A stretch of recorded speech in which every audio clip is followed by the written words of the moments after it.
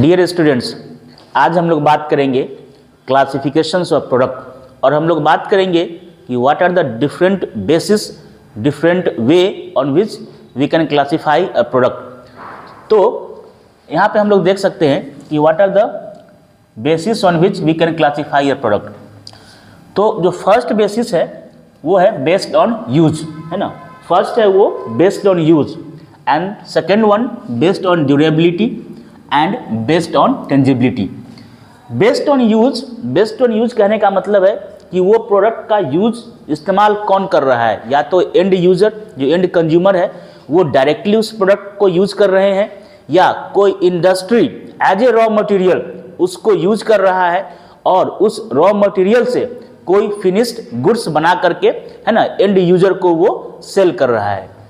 तो based on use we can classify a goods, है ना, into two parts. First one is consumer goods and second one is industrial goods. Based on durability, durable and non-durable.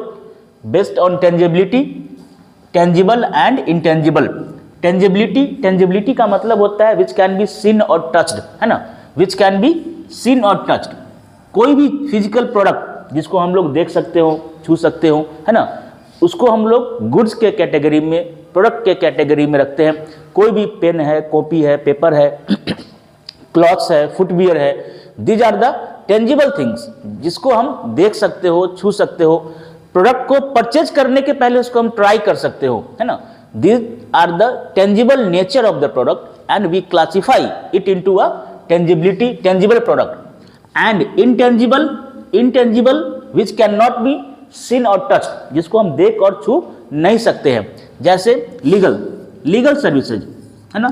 जैसे legal services, कोई advocate अपनी services provide कर रहा है तो उसको हम देख या छू नहीं सकते, उसको हम फील कर सकते हैं जिस बेसिस पे वो एडवाइस कर रहा है। जो भी क्लाइंट उनके पास जाते हैं उनसे वो प्रोबिंग करता है और उनके बेसिस पे वो उनको सलाह देता है, कोर्ट में उनके बिहाफ में केस लड़ता है। तो उनकी सर्विसेज को हम फील कर सकते हैं, देख नहीं सकते कि उनके दिमाग में क्या चल रहा है। डॉक्टर के पास जब हम जाते हैं, कोई भी पेशेंट डॉक्टर के पास अगर जा रहा है तो डॉक्टर प्रोबिंग करने के बाद उसको, पेशेंट को मेडिसिन प्रिस्क्राइब करते हैं। और डॉक्टर के दिमाग में क्या चल रहा है, क्या हम उसके नॉलेज को देख सकते हैं, क्या हम उसके नॉलेज को छू सकते हैं? नहीं। तो this is the services which can not be seen और टच्ड, उसको हम लोग क्या बोलेंगे? सर्विसेज बोलेंगे। तो services are intangible in nature, ना, services are intangible in nature. Now, on the basis of used, we have classified product into two category, consumer goods and industrial goods. अब हम लोग देखते हैं कि कंज्यूमर गुड्स क्या होता है। कंज्यूमर गुड्स किसको बोलते हैं? कंज्यूमर गुड्स हम लोग किसको बोलेंगे?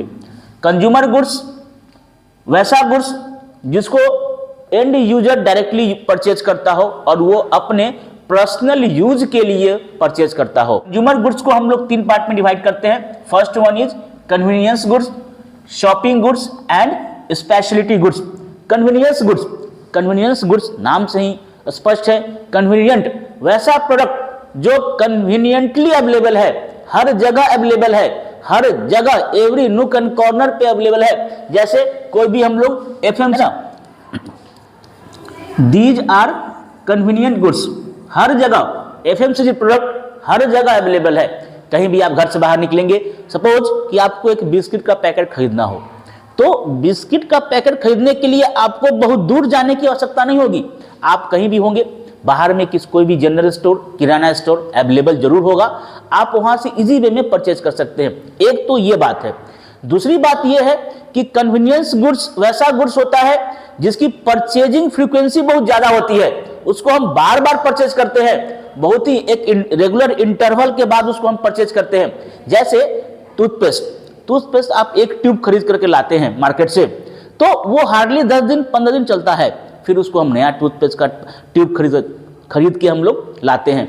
तो इसका मतलब क्या है कि कन्वीनियंस गुड्स वैसा गुड्स जिसकी परचेजिंग फ्रीक्वेंसी बहुत ज्यादा होती है और इसमें ब्रांड स्टिकनेस बहुत कम होता है। हम ऐसा नहीं कि टूथपेस्ट खरीद रहे हैं, सपोज वन फाइन डे आप शॉप पे जाते हैं और आप टूथपेस्ट खरीद के लाते हैं। आप शॉप पे गए, आप कॉलगेट किसी भी स्पेसिफिक ब्रांड का टूथपेस्ट आप दुकानदार से, शॉपकीपर से आप मांगते हो, सपोज वो ब्रांड का प्रोडक्ट उस समय अवेलेबल नहीं है, तो क्या आप उस दिन टूथपेस्ट नहीं खरीदेंगे? आप खरीद लेंगे कि ठीक है, कोलगेट अगर नहीं है तो पेप्सोडेंट ही हम यूज कर लेंगे, ये भी बहुत जल्द खत्म हो जाएगा, तो फिर हम कोलगेट यूज कर लेंगे। तो कन्वीनियंस गुड में ब्रांड स्टिकनेस बहुत कम होता है। लोग कोई भी प्रोडक्ट को खरीदने के पहले बहुत ज्यादा नहीं सोचते हैं, बहुत ज्यादा कॉस्टली प्रोडक्ट ये नहीं होता है, कन्वीनियंस गुड्स बहुत ज्यादा कॉस्टली नहीं होता है। उसके बाद है शॉपिंग गुड्स। शॉपिंग गुड्स वैसा गुड्स जिसकी परचेजिंग फ्रीक्वेंसी थोड़ी कम होती है और आपको इसको परचेज करने के लिए थोड़ा घर से दूर कहीं स्पेशल काइंड ऑफ मार्केट में आपको जाना पड़ेगा, थोड़ा दूर जाना पड़ेगा। उसके बाद इसकी परचेजिंग फ्रीक्वेंसी, जो हम लोग परचेजिंग फ्रीक्वेंसी की बात करते हैं कि कितना फ्रीक्वेंटली हम इसको परचेज कर रहे हैं, परचेजिंग फ्रीक्वेंसी क्या है ना, उसी को हम लोग क्या बोल रहे हैं, परचेजिंग फ्रीक्वेंसी। मतलब कितना फ्रीक्वेंटली आप इसको खरीद रहे हैं। तो इसकी परचेजिंग फ्रीक्वेंसी बहुत कम होती है, बहुत कम नहीं लेकिन कन्वीनियंस गुड्स के रिस्पेक्ट में कम होती है और ब्रांड स्टिकनेस थोड़ा ज़्यादा होता है। आपको कोई शर्ट लेना हो, कोई फुटवियर लेना हो, तो आप स्पेसिफिक ब्रांड का ही, जो ब्रांड का आप सोच करके मार्केट में जाते हैं, तो आप प्रयास करते हैं, आप कोशिश करते हैं कि आप उसी ब्रांड का फुटवियर, उसी ब्रांड का शर्ट आप ले, है ना।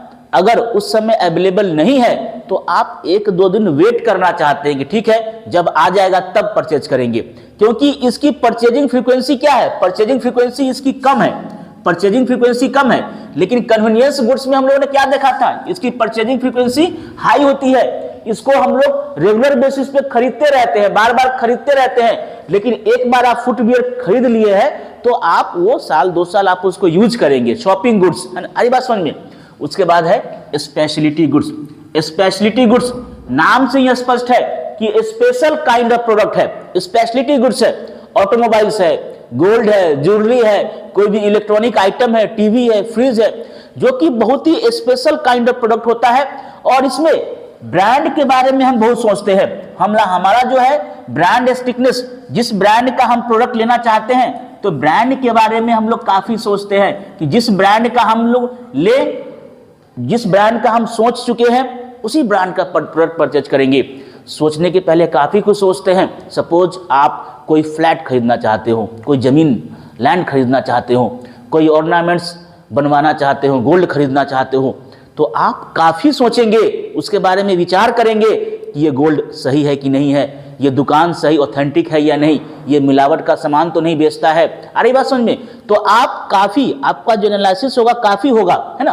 तो और ब्रांड स्टिकनेस बहुत ज्यादा होगा। जिस शॉप से आप परचेज करते हो या जो शॉप विश्वासी होता है, आप उसी के पास जाकर के परचेज करते हो। तो इसी को हम लोग स्पेशलिटी गुड्स बोलते हैं और ये हर जगह अवेलेबल नहीं होता है और काफी कुछ सोचने विचारने के बाद इसको हम लोग परचेज करते हैं।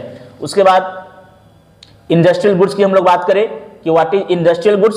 तो इंडस्ट्रियल गुड्स में हम लोग जो फर्स्ट है, इंडस्ट्रियल गुड्स होता क्या है, हमने अभी बताया कि इंडस्ट्रियल गुड्स का मतलब है कि वैसा गुड्स जिसको कोई कंपनी, कोई इंडस्ट्री अपने फाइनल प्रोडक्ट बनाने के लिए परचेज करती हो, है ना। कोई कंपनी कोई प्रोडक्ट परचेज कर रही हो, चाहे वो आयरन शीट है, सपोज एक आयरन शीट है, तो हम as a end customer, as a end consumer हम आयरन शीट नहीं खरीदते। हम क्या खरीदते हैं, हम अलमीरा खरीदते हैं, हम बॉक्स खरीदते हैं, है ना, हम ट्रंक खरीदते हैं। तो जो अलमीरा बनाने वाली कंपनी है वो आयरन शीट परचेज कर रही है, स्टील शीट परचेज कर रही है और उससे अलमीरा बना करके एंड यूजर को सेल कर रही है। तो जो आयरन शीट हो गया उसको हम लोग क्या बोलेंगे, raw material, and it is called, it is known as industrial goods, है ना, इंडस्ट्रियल गुड्स बोलेंगे इसको। मशीनरी, कोई भी मशीनरी पार्ट है, कोई मशीन है, कोई बड़ा बड़ा मशीन है, चाहे वो लेथ मशीन है, कटिंग मशीन है, तो ये सब मशीन कोई इंडस्ट्री यूज करती है अपने कोई फिनिश गुड्स को बनाने के लिए, उसमें हेल्प करने के लिए, तो इसको हम लोग इंडस्ट्रियल गुड्स बोलेंगे।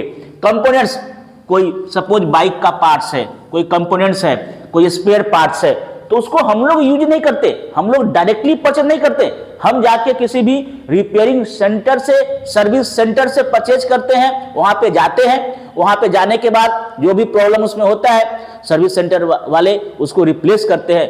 तो जो भी कंपोनेंट्स है, जो भी स्पेयर पार्ट्स है, वो सर्विस सेंटर वाले उसको कंपनी से परचेज करते हैं। और उसके बाद हम लोग बात करेंगे durable and non durable. Durable and non durable, durable का मतलब होता है जिसकी शेल्फ लाइफ ज्यादा हो, तक करते हो, है ना, उसको हम लोग ड्यूरेबल प्रोडक्ट। कोई भी फिजिकल प्रोडक्ट है, जो भी हम लोग गुड्स देख रहे हैं, जैसे सपोज कि आप एक शर्ट खरीदते हो या फुटवियर खरीदते हो, बाइक खरीदते हो, ये सब क्या है, ड्यूरेबल प्रोडक्ट है जिसका सेल्फ लाइफ ज्यादा लंबा होता है, जिसको हम बहुत दिनों तक इस्तेमाल करते हैं।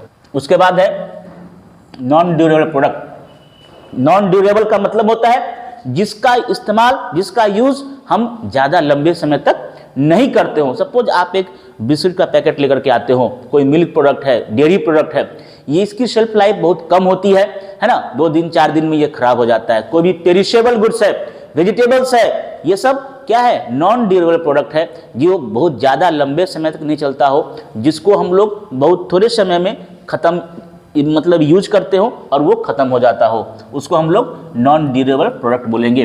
टेंजिबल एंड इंटेंजिबल को तो हम देख ही चुके हैं। तो these are the basis of classification of product. So I hope कि आपको ये समझ में आया होगा। Thank you so much.